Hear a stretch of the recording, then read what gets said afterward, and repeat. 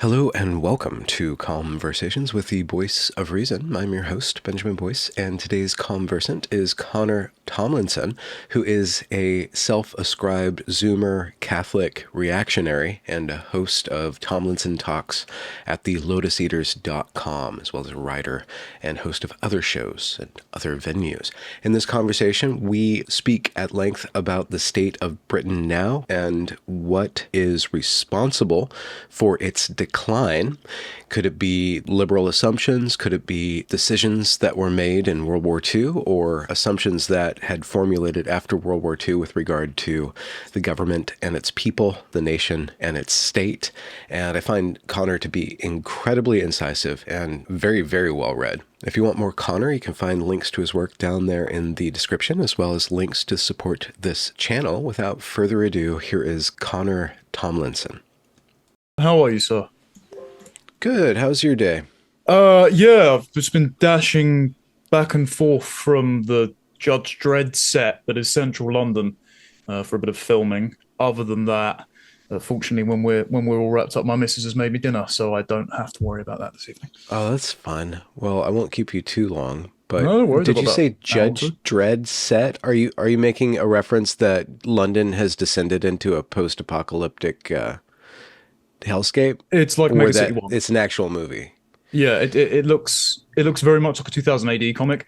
You know the wrecked version of New York that is in I Am Legend, where there's all the sort of crackhead looking zombies scuttling about. Oh That's no. most central London stations. It's rough, Okay. man.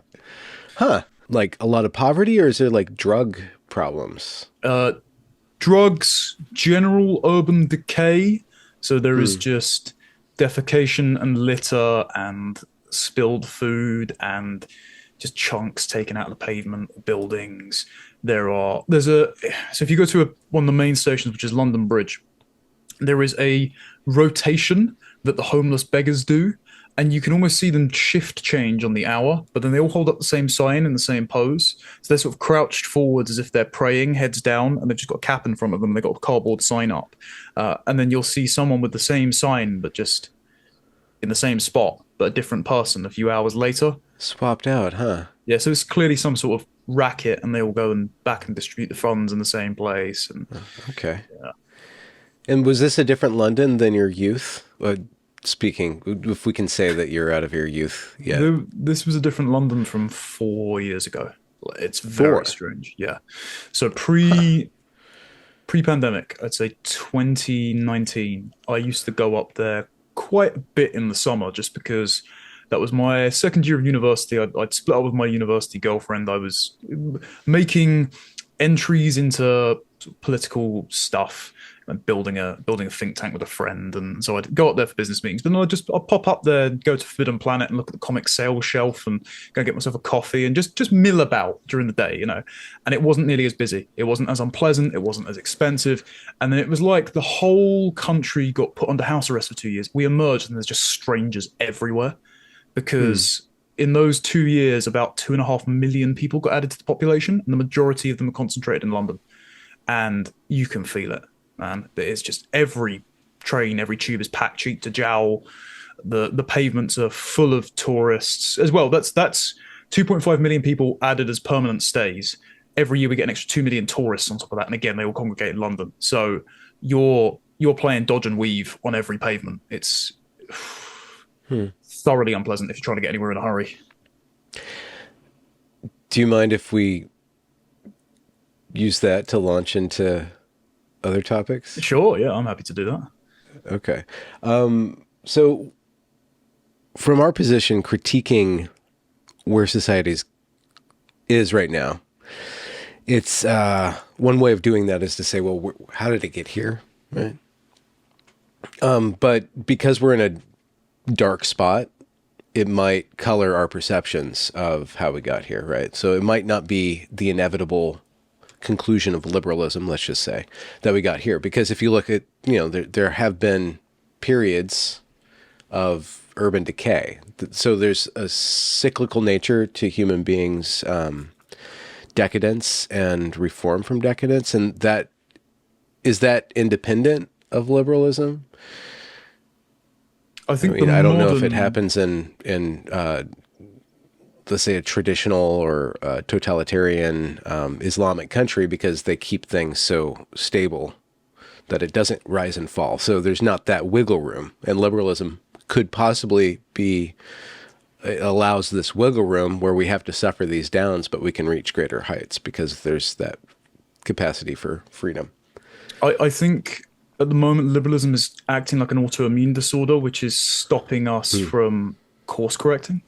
Because so obviously there is historical examples of decay and regime deterioration. Courtesy Alvin, who you've spoken to before, will compare the modern conditions to the sort of late stage Soviet Empire, where people didn't know the Berlin Wall was going to fall right until it did because they were just running out of funds because the ideology prevented them from seeing it. But I think the reason this is Hmm.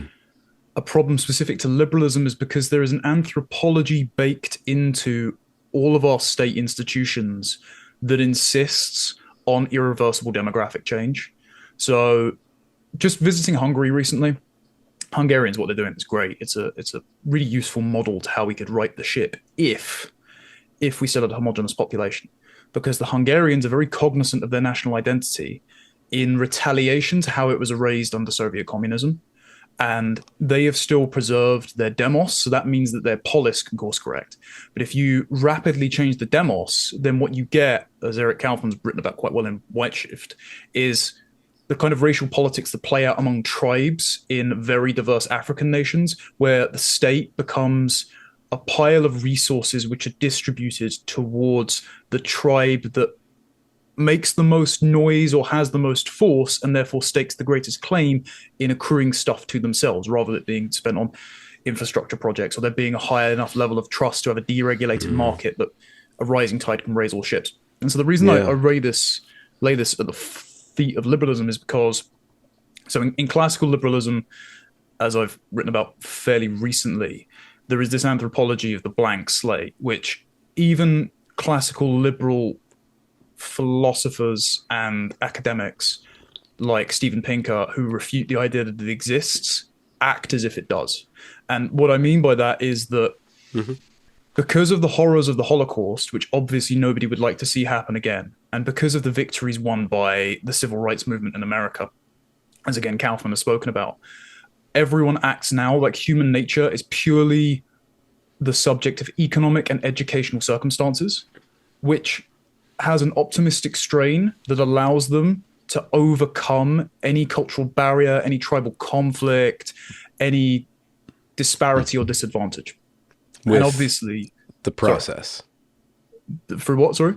They can overcome this through a procedure or through institutions. Yes, yeah. They hope that interfacing with secular liberal materialism, whether that's capitalism or socialism, will instantly Huh. transform everyone to be free and equal. It's the magic soil theory that we see with immigration right now, right? And the reason this has been adopted is because the hard borders of Nazi racism were so abhorrent that this pathological openness, R.R. Rigno's got a good book on this, Return of the Strong Gods. This pathological openness has been adopted in the hopes that the God tales of Auschwitz are never reconstructed. The Hmm. problem with that is, even if Western Europeans have a very individualistic, universalist, enlightenment, rational ethos, pretty much every other civilization around the world, for better or ill, doesn't.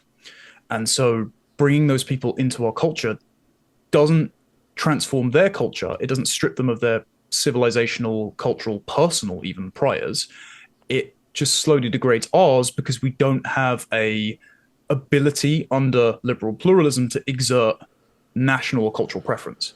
Instead, what we think is just lowering one Union Jack, just apologizing for the sins of our past as if we're the unilateral and unique perpetrators of slavery rather than Hmm. the people who spent a lot of blood and treasure vanquishing it, that will appease the new arrivals. And then they'll suddenly realize they're exactly like us. And that's not the case. And hence why lots of tribalistic minorities are now using those liberal apologetics to uniquely advantage themselves. Perfect example of this is, do you know who Hamza Yusuf is, the former leader of Scotland? He is quite a character.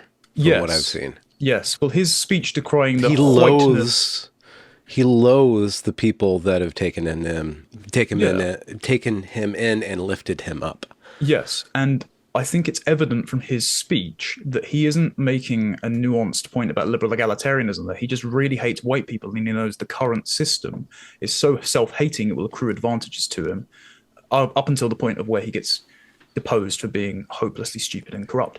And so what's happened here is liberalism can't defend against those exact kind of resentful tribal minorities because it assumes it has, as the apotheosis of Enlightenment philosophy, an ineluctable power to digest those indigestible elements. The problem is at the moment, like it's trying to hit blend on Hmm. on the multicultural blender, and it makes sludge that it tells you is really healthy, but the least liberal element has the most bitter aftertaste, and it's just really overpowering, and so it's ruining Yeah. everything. Yeah. I've been embroiled in a conversation around this concept of the woke right. Some classical liberals slash centrists are trying to distinguish themselves and their project from what is happening on the left and what is happening on the right. And I disagree with the framing of that because if you just say there's this woke right, you really negate a lot of good points, and it's really easy to just cast off and section the critique coming from the right from your project, and then hold your project as, we just need to reestablish freedom and good faith argument and humanitarianism and restore the institutions to their proper rational, reasonable way of acting. And to a certain extent, I have to agree that I don't want to live in a non-liberal world, but I do recognize that we're on like the brink of a post-liberal world. I made a tweet, and it's probably stupid, I don't know, but I was thinking about how a lot of these rationalists who are atheists will, over time, like Dawkins, attacks Christianity with all his immense wit and intelligence. And then, a few years go by and he's like, you know what, I'd rather, I'm a cultural Christian, though. I want to live among people who believe in God, even if I don't believe in God myself. And to a certain extent, this is a little tongue in cheek, but to a certain extent, I can see the problems of liberalism, and I can kind of not believe in its founding principles like that you so eloquently get into in your work. But I don't necessarily want to live in a non-liberal society. I can't really comprehend what a non-liberal or post-liberal society would be other than Sharia law or Nazism, right? So the problem or the responsibility of the critiquers of liberalism and centricism that I've yet to see is to lay out the alternative that also takes the good from liberalism and then carries us forward. Big project. I don't know if you're interested in seeing that or discussing that, delving into that bleeding edge of discourse, but Very much so. Okay, I'm gonna take that apart because there's a lot in there. The woke right discourse. So I've engaged in a little bit of this. I watched your chat with Constant, by the way, and I consider Constantine a friend. We disagree on a fair bit. I think the term woke right is useless, and I note its uselessness because there wasn't really much of a definition in your chat, but there is a definition of woke that works. And someone who disagreed with me on both the uselessness of woke right and who has generated a definition of woke, which works, is Eric Kaufman, who I've already mentioned. And he put it in his recent book as the making sacred of historically marginalized race, gender, and sexual identity groups. So exalting victimhood along non-white identity, non-normative gender identity, non-heterosexual proclivities to like a religious status, and then demented communist Ash Sarkar said in a very pithy fashion, but I think it's very true, that woke culture is the redistribution of power, wealth, and land along race, gender, and class lines. Bear in mind, in a piece for The Guardian that she wrote in the aftermath of the 2019 election, she redefines working class as immigrants and students because they have no access to capital. So Hmm. it's a sort of circular definition there. But Hmm. basically, it's something akin to receiving a religious revelation about hidden systemic oppression and Yeah. a subsequent entitlement to seize and redistribute resources to redress that with the aim at equality. And baked in there is the presumption, the liberal presumption, the Enlightenment presumption, because the Marxists share this too, that Yeah. we are all blank slates, we have an egalitarian nature, and inequalities are an aberration caused by some sort of systemic conspiracy, and they can be remedied by education and the redistribution of resources. And so none of that applies to the right. What woke right is coming to mean Hmm. is the disaffected liberals who have found themselves in a fusionist allegiance with the conservatives going, hold on a minute, we thought here that we were just trying to reinstitute liberalism. We thought we can just negotiate things. We thought pretty much everything is a conversation. Whereas there's a new strand on the right that's, let's say, reading their Schmidt and realizing that the other side is not interested in the conversation. They would sooner see us dead than compromise. And so this is friend enemy. We've sort of drawn the existential lines. Like there is no, I'll be careful how to phrase this because I don't want this video demonetized or anything.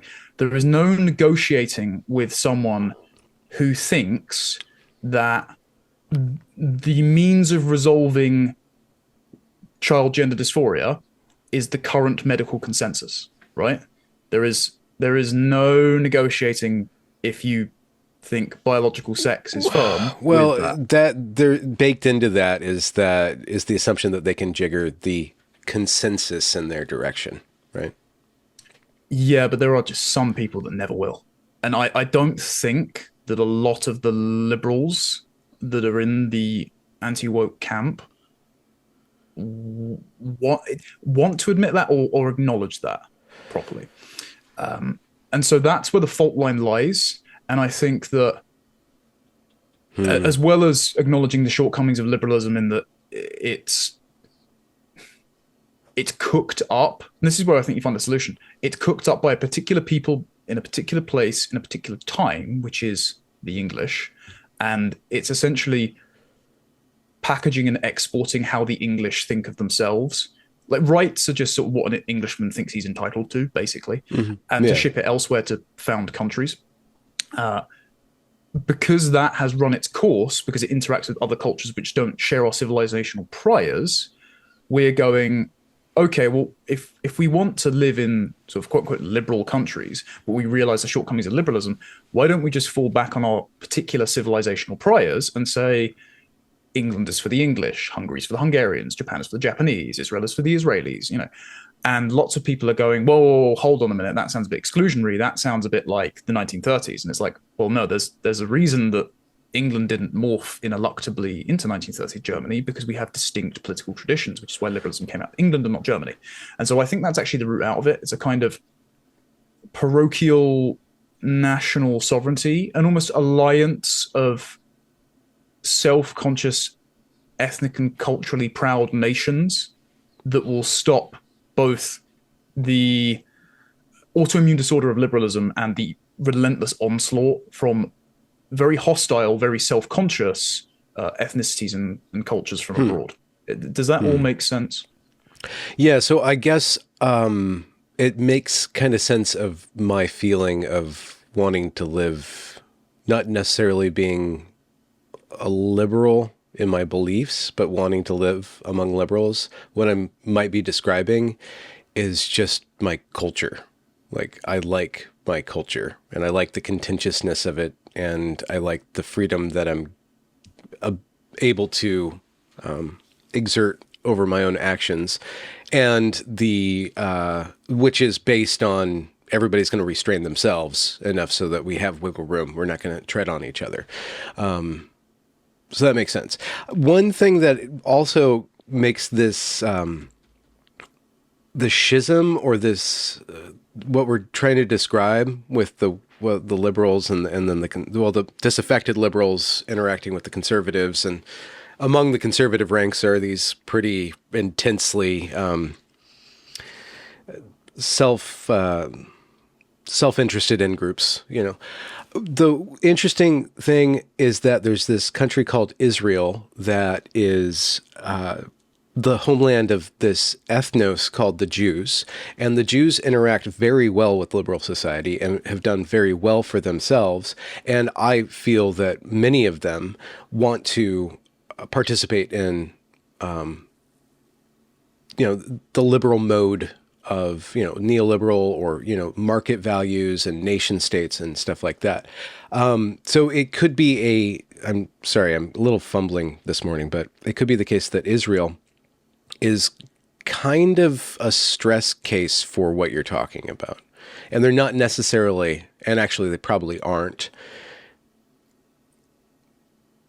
directly confrontational to what other groups on the right want. It's just maybe the groups on the right who are showcasing some anti-Semitism don't want to be controlled by and support Israel themselves. They want to be able to do their own ethnos.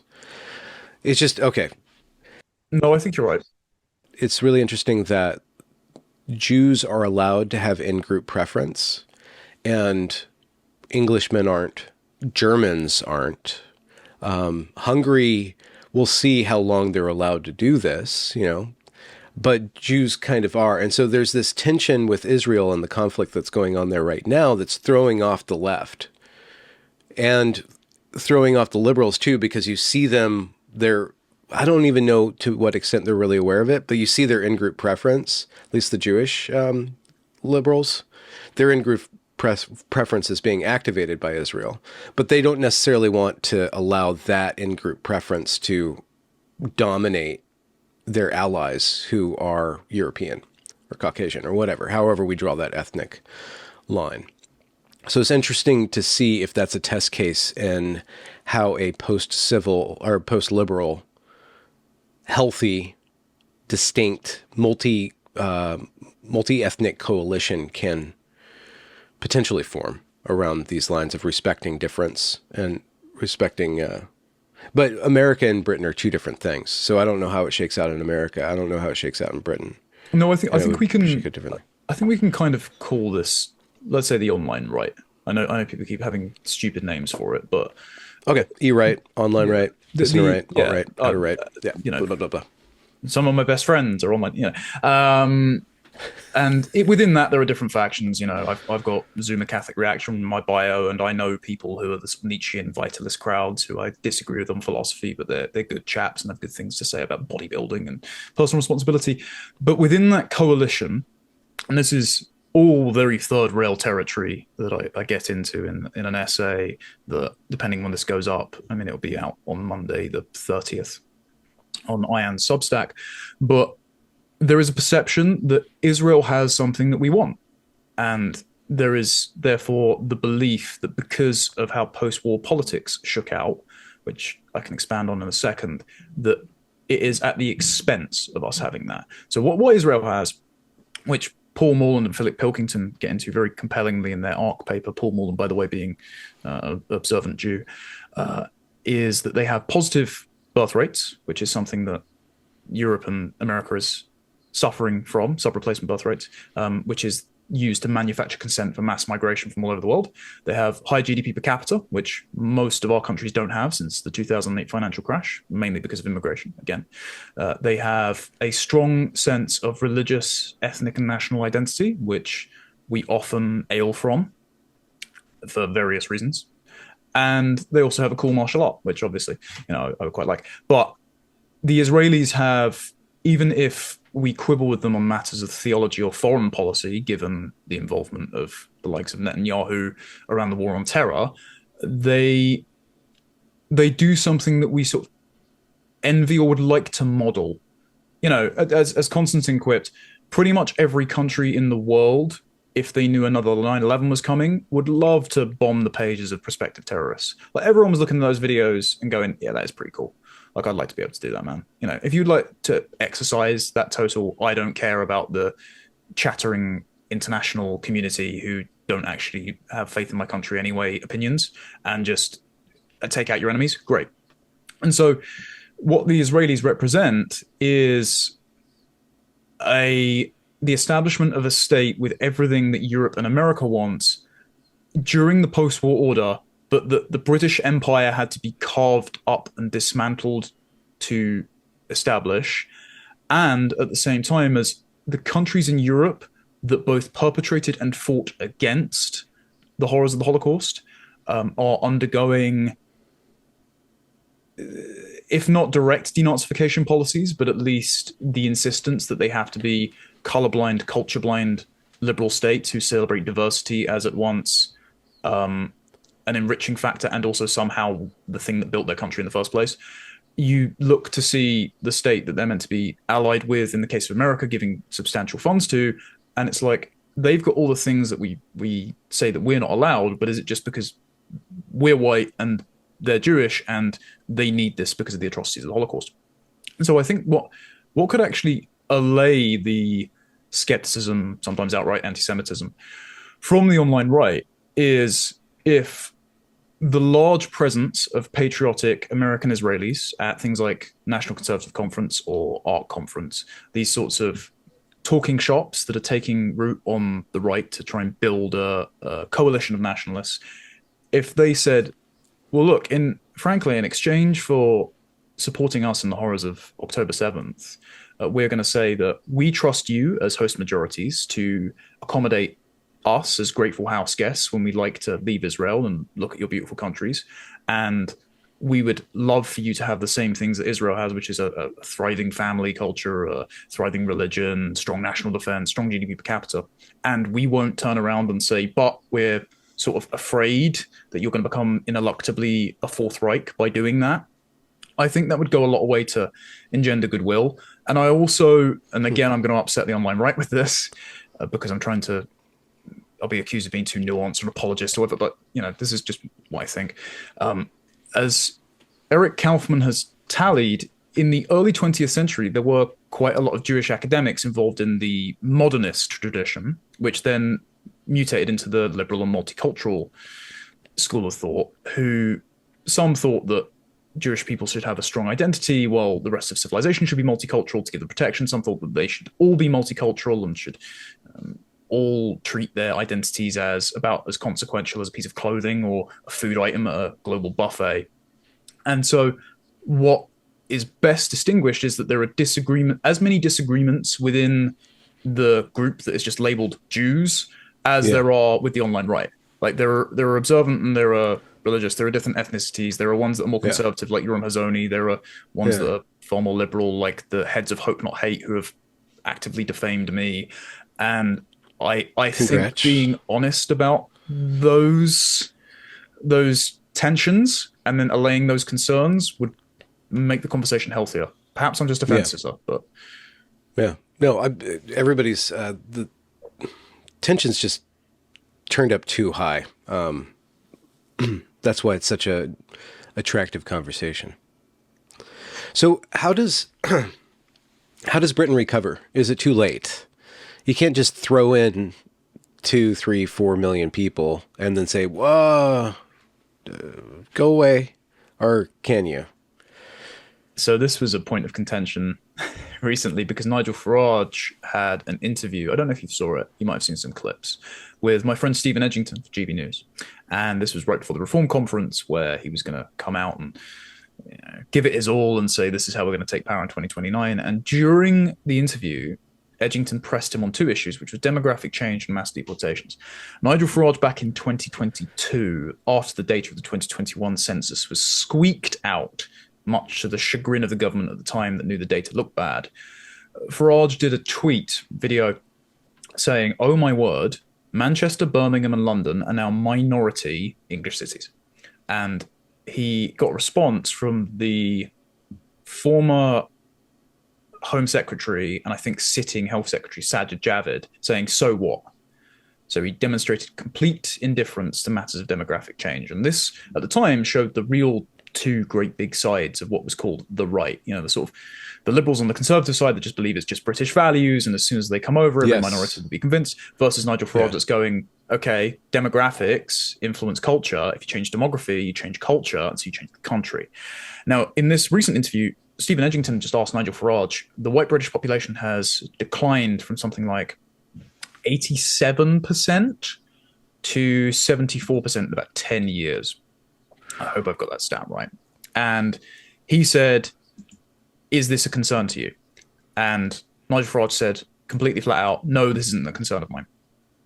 Which, yeah, rubbed people up the wrong way, especially because he has appointed a Muslim chap, Muslim businessman called Zia Yusuf, as chairman of Reform UK, who came in very late, gave a substantial donation, and they reconfigured all the top brass of the party to appoint this man with no political experience before, whose speech consists of talking about British values. The British values that he extols are equality before the law, freedom of religion, and free speech, which are all just, again, very liberal values. And in the speech at the conference, he noted how this founded Canada and Australia, New Zealand, America. It's like, right, okay, so you could have be talking about any of those countries as well if you wanted to. So why are you particularly running to be a politician in Britain?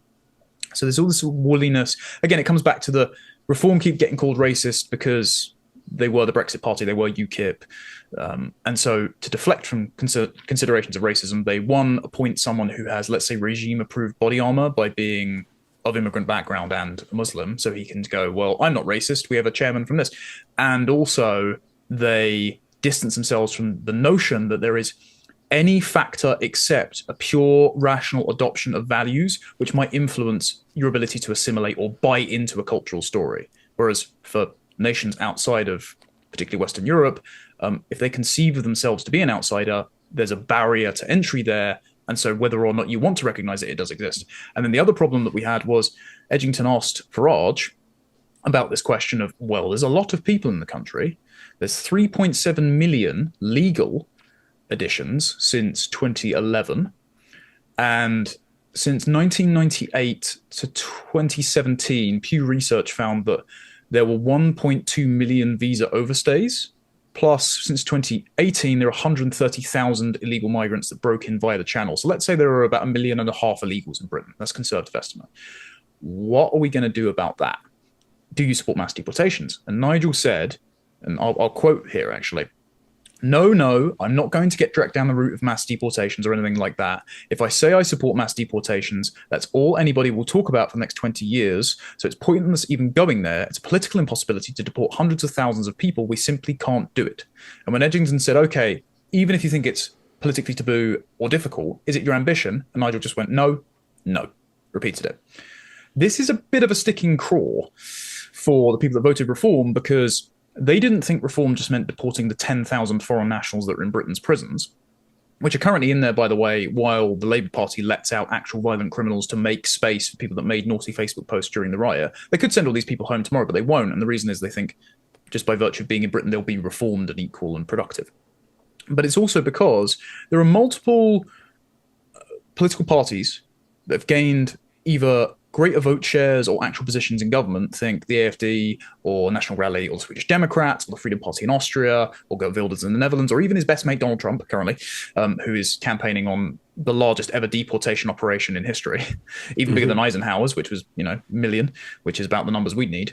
They are making significant gains by saying these things, and they're promising to implement them. And so for Nigel to think it's a political impossibility or it's a losing issue, or that somehow his base will be happy when he backs off from this promise is crazy. So the reason I say that is because Reform UK are meant to be the insurgent beachhead for migration skeptics, and even they have basically abandoned their leading cause. So yeah, we've got tons of foreign dependents in this country. Immigration will keep going up. Illegal immigration will keep going up. Noticing it will be increasingly criminalized, or at least chilled, by things called non-crime hate incidents, which are black marks on your record, which are not crimes, but are treated as if they are a crime. And currently there is no political party, even the 5 Reform MPs, some of whom are very good people as well, I've met them, they're probably not going to do anything about it. So it's pretty bleak. Is it, the British at one point controlled the world. And it takes a certain amount of pluck, perhaps even arrogance, but certainly pride in one's self or cause to do that, to organize the world in such a way. That seems to be gone, that will, that strength, that self that desire to be proud of oneself? Is that because of a softening, or because of a guilt, or what in the English character is particularly susceptible to this poison that's basically gelded your balls, if I may use an Americanism, Yeah. right? It's funny you used Americanism because I feel it's almost the folding back of liberalism by the American empire on us. So Britain's empire. Here's an interesting factoid for people that I've put in my article. The British mandate over Palestine in 1948 was sacrificed to essentially the Americans to establish the state of Israel in exchange for more Marshall Plan funding so we could set up the NHS. For those who don't know, the NHS is basically a state religion at this point. We are a healthcare service with a country attached, and the budget keeps going up, and it's servicing foreign nationals to the detriment of the indigenous population, who we found the other day. Your average low skilled migrant worker costs £150,000 to the British taxpayer each by the time they hit 60. It's £1 million if they live to see 100. So we're just handing money out to anyone and everyone that shows up. So the British Empire is it's only ever raised in public discourse as a way of beating us with the cudgel of unique historical guilt. Even though, if anyone who reads something like Douglas Murray's War on the West or Nigel Biggar's Colonialism, A Moral Reckoning, would know the empire did a hell of a lot of good. Like it abolished bride burning in India. It ended the transatlantic slave trade through the single most expensive foreign aid venture ever in history. The British Empire was far better than not just all of the existing empires at the time, but many of the empires since, and I think far more successful in its foreign aid ventures than the global American empire's attempts to play world police. Mm-hmm. And so it's disappointing that we don't valorize it, but it's interesting you picked up on it as a sort of marker of British excellence, because I had the same reaction to Nigel just backing off of deportations, because we didn't do an empire that spanned the world by saying, "Nah, too difficult, can't be done." Like that just wasn't the spirit. And I think we've been discouraged out of that spirit because we've been discouraged out of a sense of national preference, imperialism as a sort of abstract concept in the aftermath of the Second World War, where anything that looks like a preference for one's own people, history, culture, interests is conflated with a certain Austrian painter, Yeah. even in the countries that didn't perpetrate it. The best example of this is the relentless push by the Conservative Party to establish a Holocaust memorial next to Parliament. Now, again, I'm happy with the Holocaust being taught as part of the school curriculum. It's well worth knowing the facts of the Second World War. We have a Churchill statue, and I would have thought that would have, I know it's been up for debate recently, but I would have thought that would have represented our role in the Second World War as the people that stopped it. So why do we need a Holocaust memorial? And it's essentially because we count ourselves among what the European Union called the members of the negative foundation myth of the post-war order. And that is that the horrors of British colonialism, Soviet communism, and Nazi racism are all in this one big box. And so we need to be open societies to ensure that the Europeans never do this to the world again. Yeah. There's something unfortunate about making the Holocaust the negative defining myth, and I think it hurts Israel and coalitions with Jewish nationals probably the most, because it causes them to always take the role as victim or as manipulator of one's own self-interest, because we're allowed to celebrate. We're celebrating this atrocity as a British person. We're celebrating this atrocity that we stopped, and you are allowed to have your own country, but we have to give our country up. And it makes them. It kind of really oddly pins a lot of the consequences on the Jews by wrapping them into this perpetual victim status in the mythology. That is certainly perception. Yeah, I Yeah. agree with that. I think that's what caused the furor around the Tucker and Daryl Cooper interview that obviously you became engaged in the fallout of. I Yeah. think Cooper activated a tripwire there. I'm going to set any historical inaccuracies that he engaged in aside. You know, Victor David Hanson and the like have done good articles on that. And I'm also not going to delve into the Professor X Cerebro. I know his true intentions. He's an apologist, but I don't know what's in the man's heart, so I'm not going to do that. Right. But what I am going to say is that at the moment there are only two perceptions of why one might revisit the Second World War and the institutions built in its aftermath, and criticize them, and that is either you're a race communist who finds Churchill insufficiently PC in his language, and somehow you think that he poured libations out to Poseidon to conjure up a cyclone and cause the Bengal famine because he hates brown people, or you are using legitimate criticisms of Churchill, which I myself have brought up before. For example, handing the Cossacks over to Stalin despite knowing the Gulag system existed and essentially giving them over to their deaths. But in doing that, you are undermining Churchill's secular sainthood to place him on a false moral equivalence with Adolf Hitler to start suggesting the Nazis didn't get it all wrong. That is not what I'm suggesting at all. I think there's a third cause for criticizing the legacy of Churchill and what happened after the Second World War, and that is that Britain exists beholden to a set of institutions which have outlived their purpose, which Churchill helped set up. For example, the 1952 Refugee Convention in the UN, or the 1951 establishment of the European Court on Human Rights. Anytime there is an illegal immigrant in Britain, there is a lawyer who finds a clause in the ECHR, usually Article 8, the right to family life, including for foreign rapists who have attacked children. They have a right to family life and mental health and all this. And they get their deportation flight grounded, and they get them permanent right to stay in the UK at the expense of the taxpayer. And so lots of people are going, well, these international institutions, which were ostensibly set up to protect the Jews who had been turned away from asylum in Europe and sent back to their deaths, sadly, in Germany, because that did happen. They're now protecting insane anti-Semitic Muslims who I've got to pay to essentially battery farm in social housing, who give me dirty looks on the street, and who have committed institutional industrial scale child rape in places like Rotherham, Rochdale, and Telford. And so, which is not debated by anybody. Is that like denied? Oh, it's, yeah, loads of people still deny it. Even though there's a mountain of evidence. I mean, Rishi Sunak's government, and I've got endless criticisms for them, considering they threw me out of the Conservative Party. But they set up a grooming gang task force that has identified at least 4,000 victims and at least 1,500 perpetrators.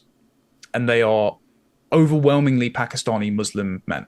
The offenses on grooming stats are remarkable. I mean, I think they say Asian population in the country, but what it normally is Pakistani with a few Bangladeshi, because this is ethnically and religiously motivated.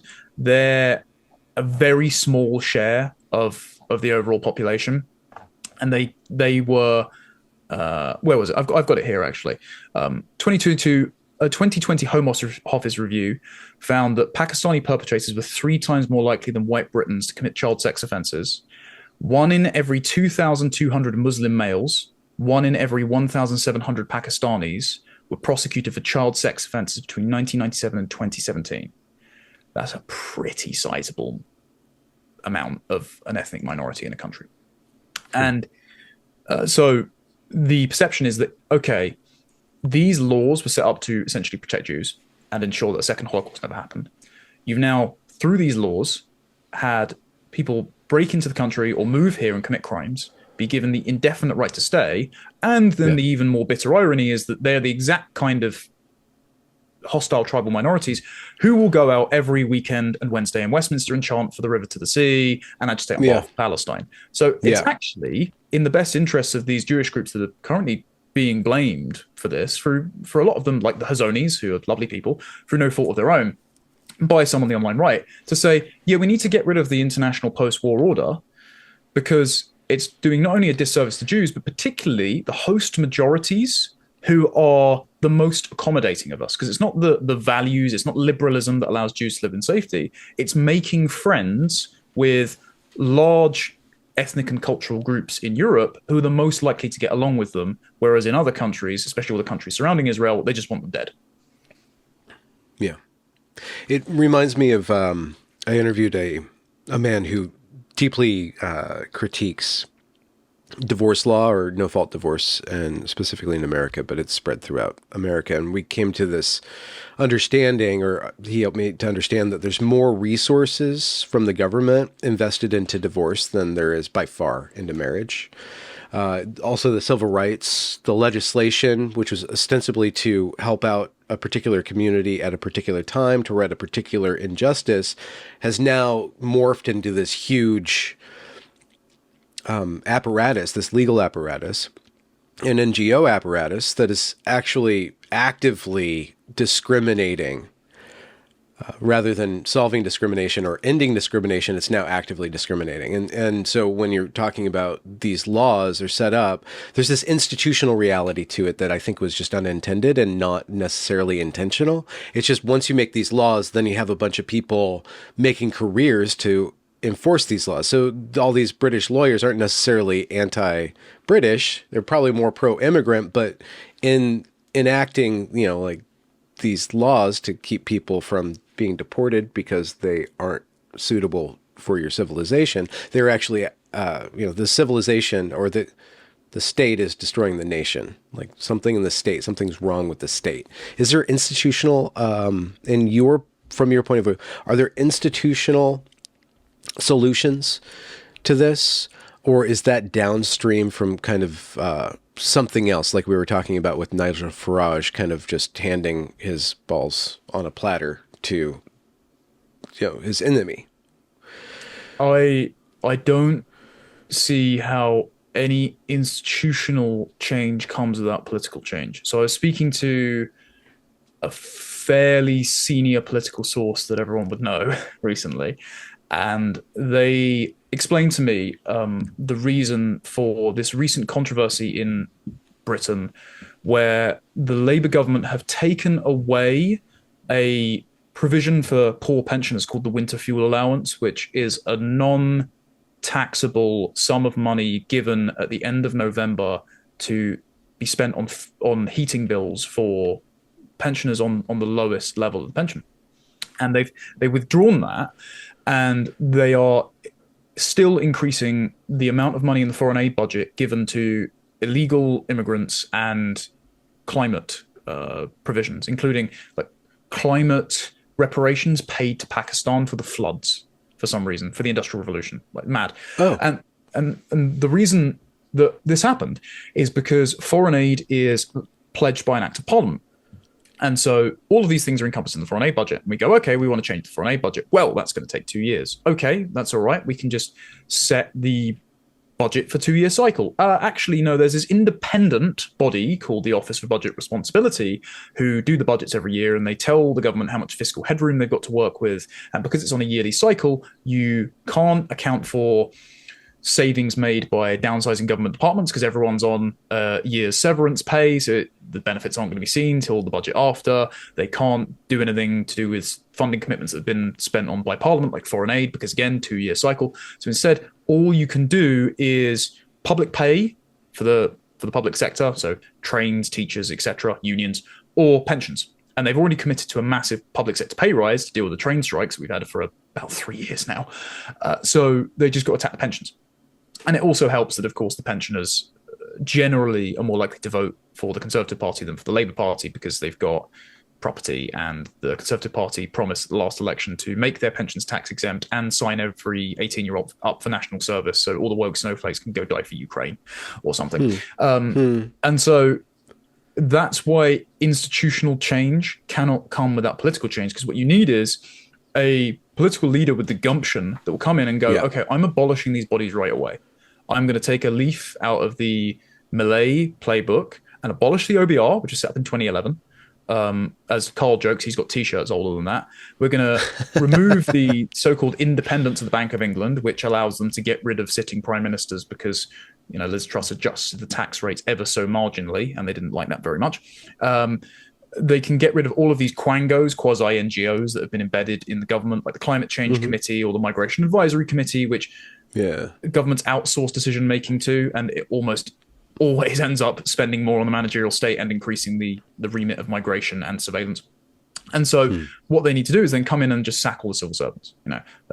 Fire all the ones that refuse to do their jobs properly, as the Trump administration should have first time round.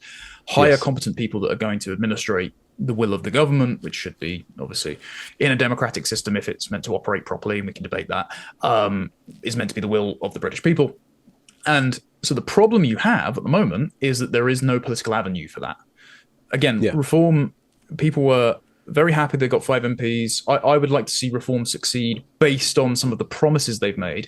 But if they're going to back off the promises, then what are we actually electing you to do? Because they need to be a lot bolder than they actually are at the moment to do that. And one of the main problems as well is I don't think any politician really understands how deep the rot goes. So on my show recently, I'm going to do an article for this soon on the European Conservative. I profiled how there's a 700 strong Muslim activist network that works within our Home Office. Home Office is like the State Department.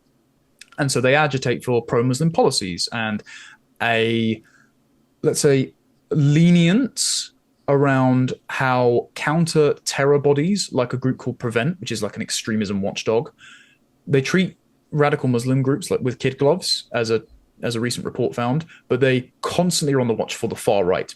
And what they define as far right is Douglas Murray, J.R.R. Tolkien, C.S. Lewis, and Michael Portillo's Great British Railway Journeys documentary from the BBC. They didn't do Harry Potter? No, they haven't. They haven't yet, as far as I know. They also had George Orwell's 1984 on there, which is a bit of bitter irony. I was actually approached by a guy who works at the Home Office who told me he was revising the Prevent listings and was going through and taking names off there. And he said, "Oh, I'm removing people like Douglas Murray and you." And I was like, "Oh, okay, that's nice to be labelled an enemy of the state." I mean, it shouldn't shock me because I've got a Hope Not Hate page now, and they are basically the attack dog of the Home Office. No, you're a friend. At a certain point, you're a friend of the nation, but an enemy of the state, because the state is the enemy of the nation. Yes, I like that very much. The problem I have with the likes of, let's say, Reform or Robert Jenrick trying to run for the leadership of the Conservative Party or any other fledgling political movement is they just don't get how deep this goes. Like there is a body within the Home Office called RICU. I can't remember what the acronym stands for. It's the Research Something and Communications Unit. But what they do is they manage PR in the aftermath of terror attacks. And they appointed a guy called Richard Chalk, who used to work in 2003 for a PR firm called Bell Pottinger, stationed in Baghdad during the Iraq War to run pro-Iraq war propaganda. And then he came back to the UK and started working with social media and content creation firms to take photos, for example, of a woman in the Union Jack hijab and instruct the Sun newspaper to run it front page ahead of time when the next terror attack happened. Or when the Manchester Arena attack happened in 2017, they centrally planned the phrase "don't look back in anger." So we are having millions taken by our government spent on telling the grieving families of those killed in Islamic terror attacks to not get upset. Yeah. And so, okay, who in our political class is willing to say all of those people not only need to lose their jobs, but there needs to be a lengthy and transparent investigation into what has been done to the British people here, and people will go to prison for this. And there's no one yet. I'm trying to understand this, because if anybody is going to, if any of these modern Western Anglo countries are going to be able to institute Curtis Yarvin's monarchical fever dream, it might be Britain, but I don't see how like the political path of somebody that could serve as a lightning rod, that could stand and be strong enough to reform that Cthulhu Leviathan state that you guys are enmeshed in. And I wonder if it doesn't have to do with what happened in the aftermath of World War II, with America kind of taking over the empire and Britain as a country psychologically not knowing what to be after that, not knowing who they are other than purveyors of culture to America, through the Beatles and Oasis and Blurs. Yeah. I'm kind of being facetious, but Trump can stand on his own feet because he's standing for America, and America is the load-bearing structure for the West, and so Trump can assume that strength. I'm just kind of shooting from the hip here. I don't see where Britain can stand on its own feet because it relies on America so much, and in the aftermath of World War II, I don't see it as having that kind of political will. You need a figure who does not have the aftermath of the Second World War resting on their conscience like a dead hand, which means that you do need to get past the current boomer political class. Because if there's one thing that the likes of the Reform Conference has shown, it's that their core constituency and their messaging are the boomers, and that Nigel Farage is a boomer. And What you does that mean? I mean, not just the. I don't want dates, but could you just briefly like describe what that means? it's that they grew up in the aftermath of the Second World War, and so they're the most susceptible to imbibing its priors, which is that the modus operandi of any European country is to prove that it's anti-racist, otherwise they're the Nazis.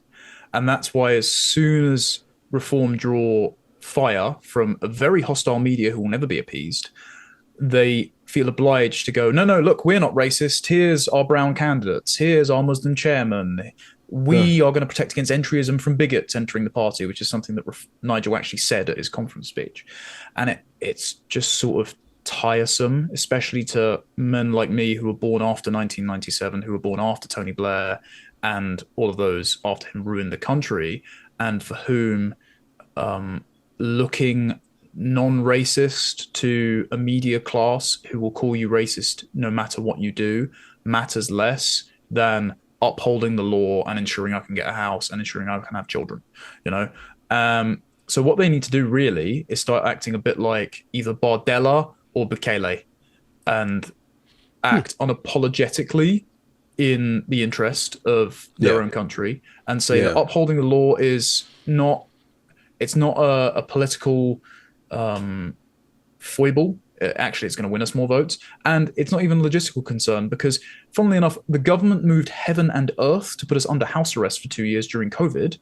They, if they can ensure that our own home is a border, you can pretty much close the border here. If you can find people for going and have a coffee on a park bench, you can round up illegal criminals and send them home. Actually, that's possible.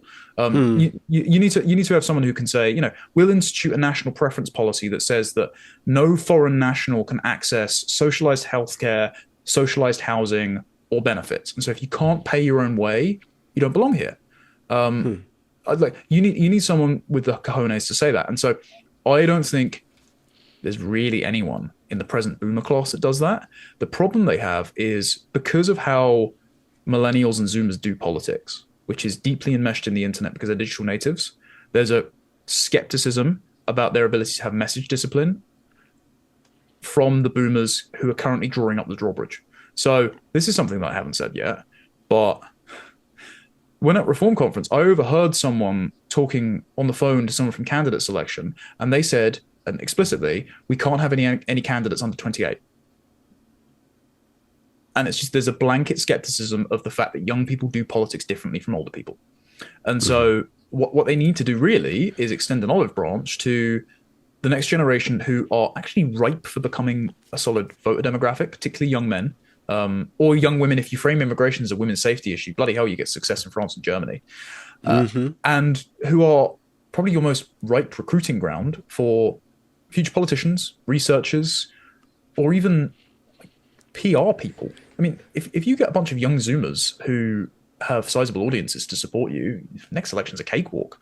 But they haven't done that yet. And so because they want to keep control. Yeah. Because they don't want to be called racist. They don't want anyone going off like a loose cannon and upsetting the media class, and they have to answer for it. And so let's say that Britain's Caesar is out there. He hasn't made himself known yet. And there is no path to allow him to take power for the time being. You brought up a generational divide with the boomers, which probably includes a lot of Gen X. I don't know how that exactly shakes out for you guys. But is there a gender issue in my country, in my generation? A lot of the policy is fueled by a political class that is derogatorily called the cat mom, woman who wants to maintain her agency apart from family, and get all of the fruits of post-sexual revolution feminism, and not necessarily. This is a really hard thing to say with a straight face because I'm joking here. Not necessarily pay for the consequences of her desires. Is there a gender? Because I've done a lot in the gender and transition movement and the gender critical movement, and there's a really strong British females. One thing I know, they're really strong. They're really smart, and they're really politically motivated when it suits them.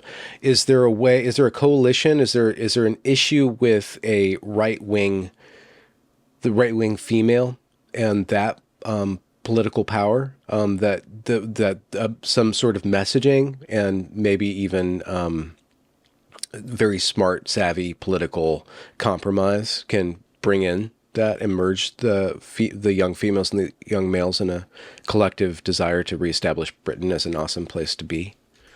So, by the time this goes out, it will be the week before this one. I did a Tomlinson Talks episode on the gender divide among Gen Z in Europe and the US. I know it's like a 51-point gap between young men and women on Trump and Harris. So yours is very stark. Ours is pretty bad, but it's actually less pronounced only because until reform rocked up, we don't have a right-wing party.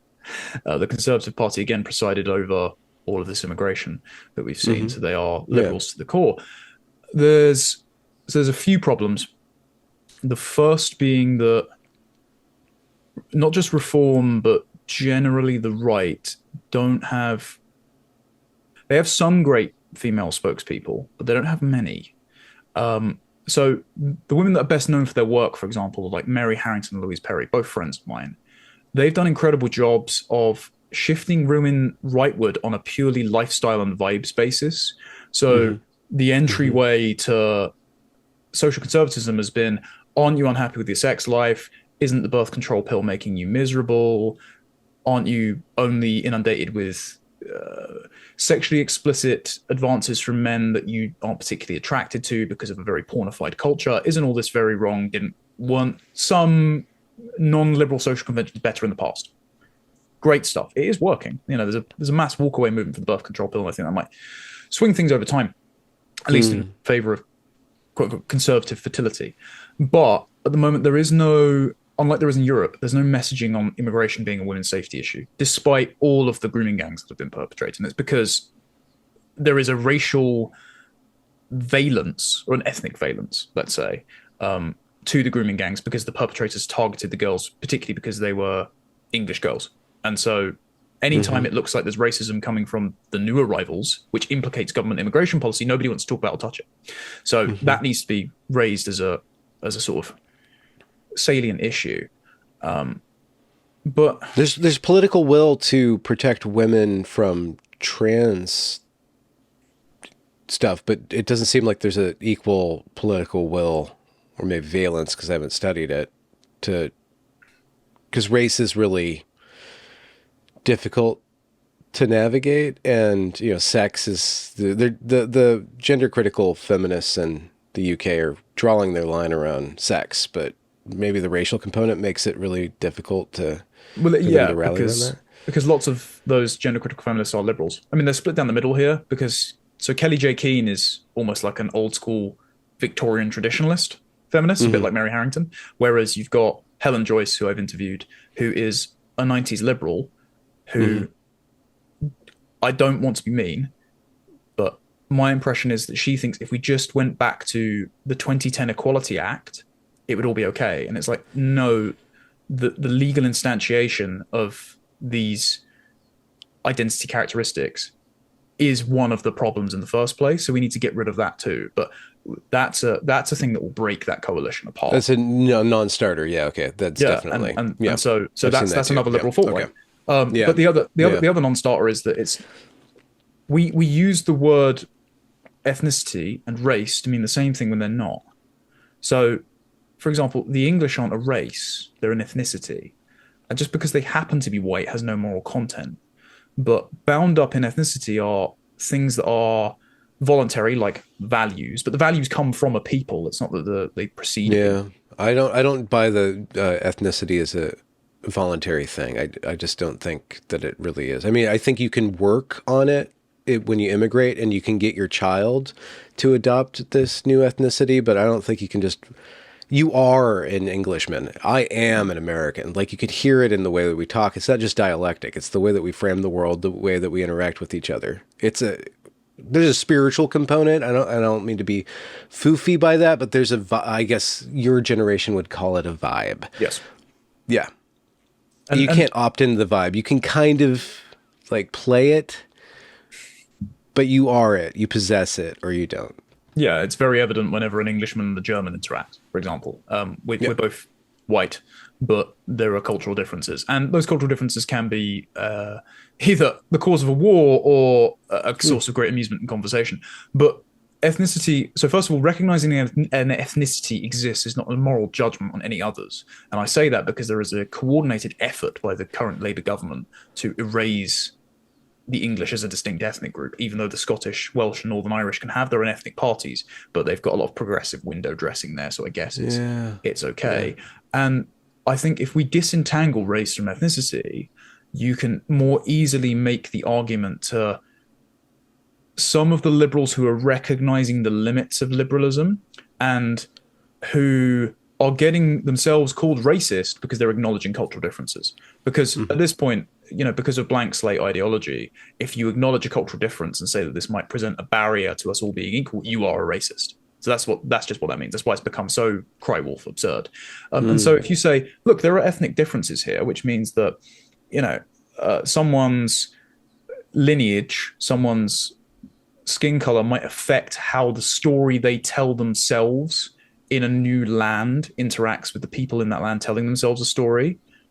That's just an observant truth. It might be an uncomfortable truth in the aftermath of the Second World War, which thinks that anything which is involuntary is going to lead immediately to Nazism, but that's also Mm. not true. But it also means that if we recognize different, let's say, tribes, and how they interact, it means we can pick which tribes are our allies, for example, the Japanese or the Hungarians or the Israelis. And Hmm. it allows a level of intermarriage between the tribes, which is the only way that you can actually integrate. As you said, like your child can become ethnically of another country if you marry someone from that tribe. But that you can set immigration rates essentially according to the organic desires of the host population to Yeah. intermarry, which only ever means, I think the stats I looked at were about 7% max. And that's a Wait, what was 7% a year? What do you mean 7%? ethnic intermarriage, for example. Oh, So okay. Yeah. so even then, rates of immigration and assimilation are very low, and the population should never be socially conditioned to try and accept new desires and things like that for the sake of liberalism. Um, Mm. so if you acknowledge sort of ethnicity as a reality and they are the foundations for what a country believes, its culture, its claim to exist as a state, then that means those groups and those countries can acknowledge and respect one another's differences, make friendships and allegiances accordingly, and have more cohesive countries that allow you personally to live as if among liberals without all of the pitfalls of the frankly bollocks anthropology of blank slate liberalism. Yeah. Yeah. How do you dismantle the media class? That seems to be a hitch in the plan. Yeah, I'm working on Do they have as that. much power as they think they do? They're failing over here pretty spectacularly. But we'll see. Maybe they'll fortify our election, and they're running for Kamala, even though it's just, I don't know. I have a hard time seeing what other people see in her positively, but the media's united against Trump and for Kamala. And you just did an article about this, about why the Democrats are behaving in this way, and Trump is getting locked up and persecuted and shot at now, and the Democrats are blaming him for all of that stuff. But But is it the same kind of chokehold that the media has for you guys? And is there a way to crack that? I know GB News is kind of relatively new. I don't know the history at all, so I don't want to make a fool of myself, but I know they're kind of the opposition. Are They've been they? going for about 3 years. I mean, the problem that GB News and, let's say, insurgent political parties have when dealing with the media is that they still pay them attention. So, great example of this is a reform conference. I got press pass on the condition that I didn't have anything to do with Lotus Eaters while I was there, because reform had two candidates who are also on the Lotus Eaters, and they deselected them for, let's say, spicy statements, or what they thought was too spicy. And the problem is, we had the largest broadcast for the election night, other than the BBC's terrestrial TV broadcast in the country. And you would think that they would want to engage with us, Yeah. especially because there are many people in their audience who are not only their voters, but we have some of their candidates who have been in touch with us. Some people who still work with Reform avidly watch my show, which is behind the paywall. So that means, there's a pretty high bar there. And Wow. Reform instead dedicated time to sit down with Sky News and the BBC and like hostile outlets, as well as GB News, which, lots of people from Reform have contracts with, including Nigel Farage and Lee Anderson. So the problem they have is they still confer respect onto these outlets with a dwindling viewership, as if they're ever going to win them over by just Yeah, saying this is boomer mindset. This is probably boomer mindset. yeah, it is. It is. It absolutely is. Yeah. Instead, if you had a savvy Zoomer helping to run your conference logistics, you could have invited 4 or 5 podcast stations, had interviews with your MPs. It would have got thousands of views. Yeah. People, yeah, you'd have your own viral moments, yeah, cred on you'd have your own Twitter, patronage etc. structure. It would have been really Yeah. wise, and they don't. Um, Huh. and so the other thing that's a problem in the UK, I've had conversations about this with people who want to change it. There is no British Daily Wire. Like, the Lotus Eaters is pretty big, but we punch way above our weight. We have a very small team. We're on a shoestring budget. I mean, Carl's headquarters in god awful Are Swindon. you guys going to do a film called Am I a Brit? Am I a British man? You know what? We Am I wouldn't even have the British? budget. Genuinely, we wouldn't have the budget. We keep the lights on. That's about it. It's difficult, especially with no YouTube monetization. And the guys at Trigonometry, for example, they've got 1 million subscribers. They've got, I think, a sizable war chest now. They haven't expanded outwards. Everyone's quite siloed. And the main problem is that there just isn't the funding that's loosened up like there is in the States with your tax write-off NGO laws. So, people are trying to do a thing, and we'll see if it materializes in the next little while. Yeah. And I would hope that it gets off the ground. But what then gives that legitimacy is if the politicians who will get called racist by the media no matter what they do stop talking to that media and instead talk to the one that's more likely to give them a fair hearing. And you're going to have, as you said, a pretty hard time convincing the boomer class that a British Daily Wire that gets 10 times the viewing figures of the BBC and isn't openly hostile to them is actually more important and will win you more voters than the BBC, just because the BBC is old. Mm-hmm. Mm-hmm. Is there such a thing in your political environment as meme magic? Does that have the same kind of valence as it does out here? Like, Trump kind of can ride that wave. He's really good at manipulating that, and he has, for some reason, he releases a lot of creative energy in his supporters, and so there's this kind of meme magic thing where it's just like bam, pow, pew. Do you guys? Does the British political mind have a operating system that can support meme magic, or is it different? Among How do Zoomers, things go? yes. Yeah. Among Zoomers, I mean, my favorite independent journalist, Cumley Drukpa, is a great Anon account who has generated some fantastic stuff, and he's a Brit. The same with, you spoke to Nima Parvini recently, and the phrase that was the runaway success of the last general election was 0 seats. He came up with that, and it got to the point where Tory politicians had heard it and lived in dread. Like, I spoke to senior politicians who knew 0 seats was nipping at their heels. That would be in the bloody history books. The problem is that all the politicians are crap. Like, Nigel himself has memeable moments, but that's just because he's an eccentric, and that's when he leans best into his character.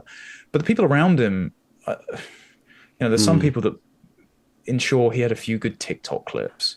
But those people are not Hmm. themselves very dynamic. Yeah. And again, they're not making use of the people that organically have large followings.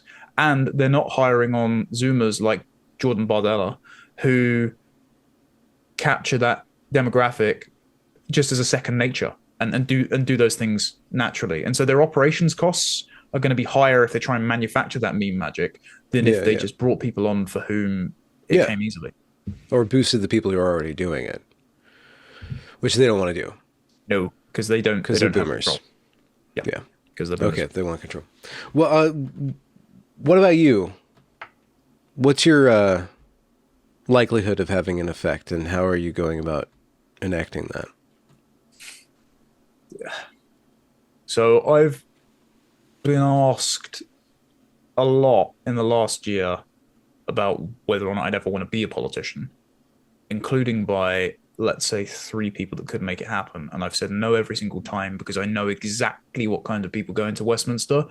And I'm an introvert who does a lot of research and is quite good at broadcasting and writing. But at the end of the day, I am not the kind of person that goes to drinks parties and has affairs and kisses babies on the campaign trail. And it's not me. I would find it either fake or just kind of morally gross. Yeah. Not knocking people that go into it for the right reasons and actually do good things. You know, like Yeah. my friend Ben Habib, who was former deputy leader of Reform UK, and I think would do a stellar job were he back in a leadership position. He was in it for the right reasons. But I have this rule where if Douglas Murray is saying it's stronger, I'm not doing well enough. And I think every politician should adopt that. And the fact that that rule exists without Douglas Murray ever needing to be a politician is testament to how much effect that someone who just does their research and says things without passing them through the filter of, oh, will I be liked? Will I be invited to a dinner party? Will I lose out on this opportunity from people who will call me racist? Can have on political discourse. And so, and Douglas is a friend and someone I admire greatly. And so, if Hmm. I'm useful in occupying a role like that, I'm happy to do it. But basically, I keep getting given opportunities and saying yes, and they seem to snowball. And then because I have zero self preservation instinct, I'll just do things like, you know, ask Liz Truss whether or not we should deport every Palestinian who's come here because they might hate us. And that makes headline news for a week. And and so I accidentally have an impact that way. Huh. But yeah, am I particularly conscious about the impact I have? Not Yeah. necessarily. Am I Interesting. having one? I Yeah. hope. Yeah. Well, I mean, it sounds like you're fulfilling a role. You guys at the Lotus Eaters are just a brilliant coalition. Carl's done very well for himself. Um, he played Gamergate to just great success. Just like that little tiny like that domino meme. Like Lotus Eaters is up here. Like he just kind of like starts bitching about video games, and then you guys are just doing great. And so there's a lot of energy that you guys have, and being able to have conversations with these establishment types where you can break that narrative, break that chokehold, break that boomer-ishness or that smugness, whatever it is that's kind of keeping it does seem like that's a bottleneck for change is the messaging. And so you guys are kind of like mites in the cork, kind of working against that. So there's definitely a role for that. But speaking just intellectually then, or just research wise, what are you working on? What's the shape of your kind of your projects right now, or your aim? I hop like a locust from topic to topic every Yeah. few months, and I feel like I mine the depths on it. If not for my own intellectual curiosity, because I like solving problems. Like last year, I spent a long time, much like you actually, on the trans issue, trying to learn everything I could about it. Um, yeah, I'll say this. Part of that was influenced by the fact that before my wonderful fiance, who I'll see soon, I was dating a girl, and I had we had talked about getting married and like, and then she found out that because she had taken puberty blockers, she was infertile. So that was pretty brutal airstrike, sort of my worldview. And so that was something that I thought, oh, So she was a detransitioner. she was, yeah. Wow. Yeah, and we you wouldn't know it, but she's told her story publicly, so that's fine. Yeah. And so I moved on from there to I've done lots of demographics, I've done lots of immigration because it's the sort of overarching issue.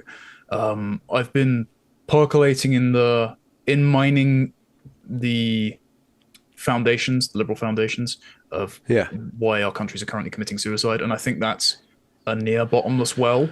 So I'm going to Yeah. stay there for a little while. I think it's really important. I think it's off the beaten path because it is very abstract. It's really hard to kind of show that to a general audience, and but it is hovering over a lot of the discourse, like the stuff that with Coopering, Kissen, and Tucker.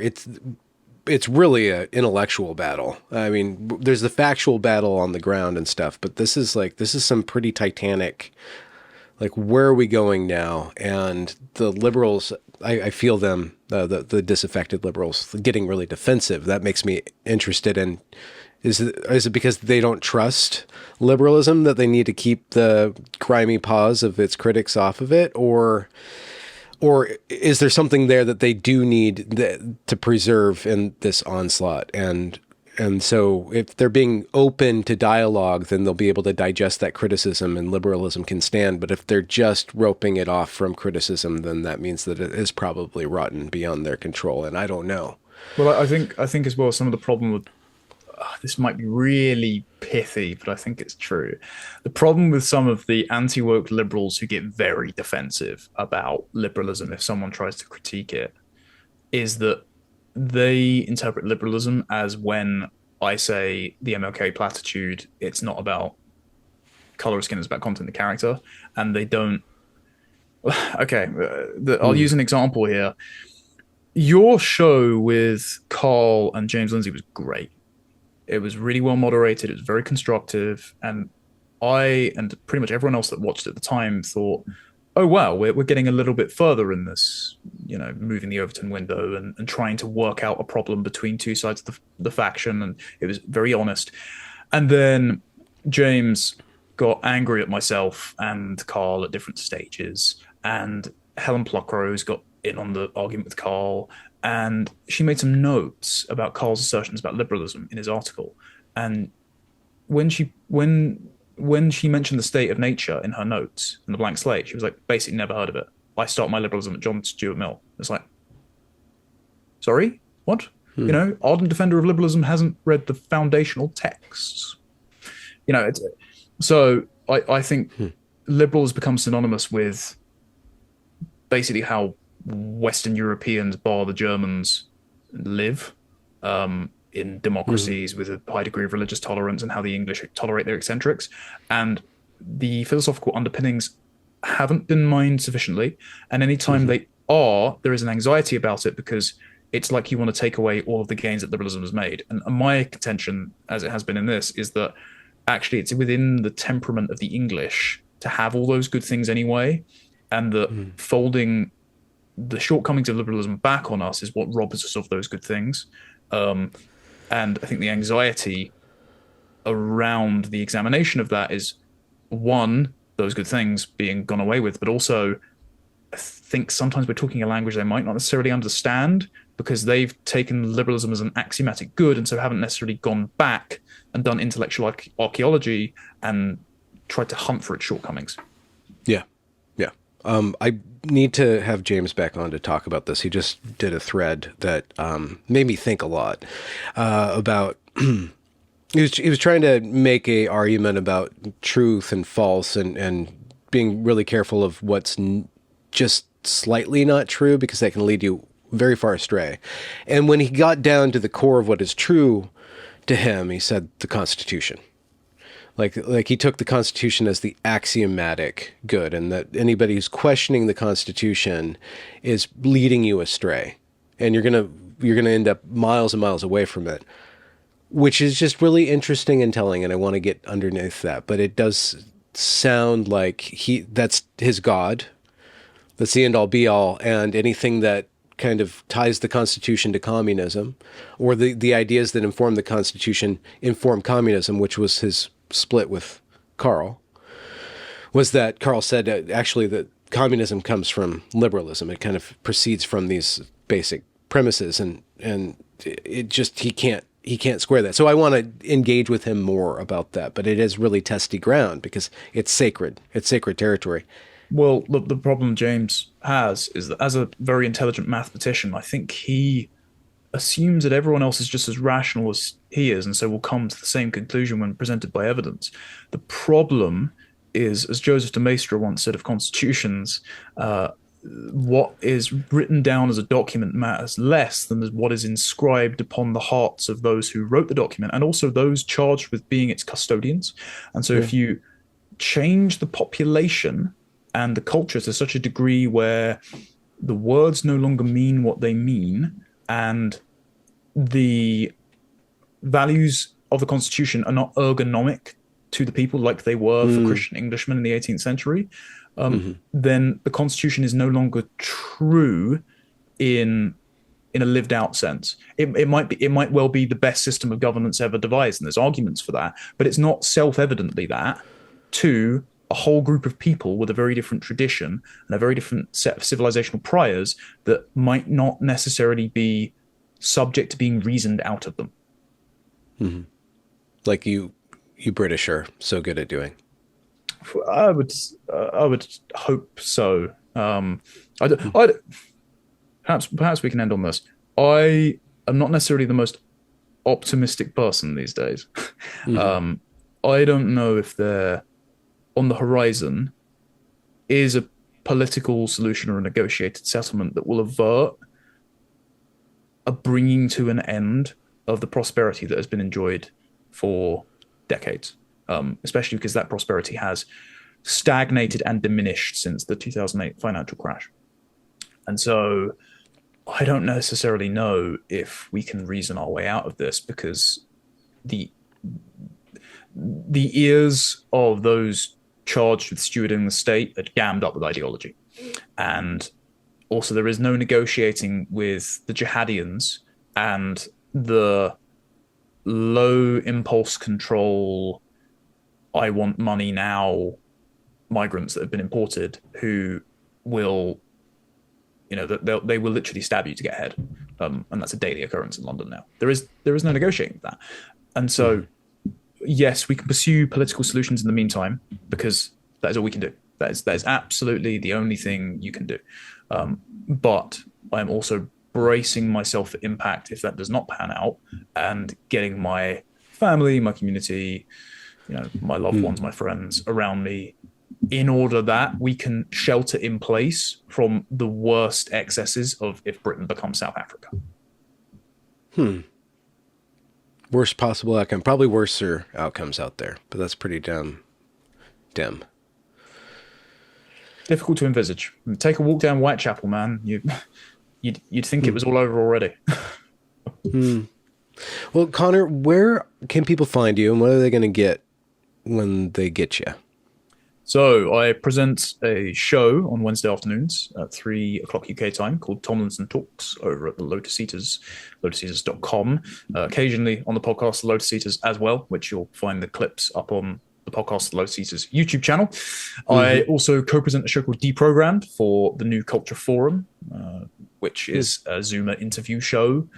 We sit down with prominent academics and authors and politicians and the like, and subject them to the exact sort of boomer-zoomer divide that we've been discussing recently. I'm also now an essayist over at Ian Hersey Ali's Restoration Substack. I occasionally write for The Critic and The European Conservative, and I talk a lot of rubbish on X at @con_Tomlinson. So...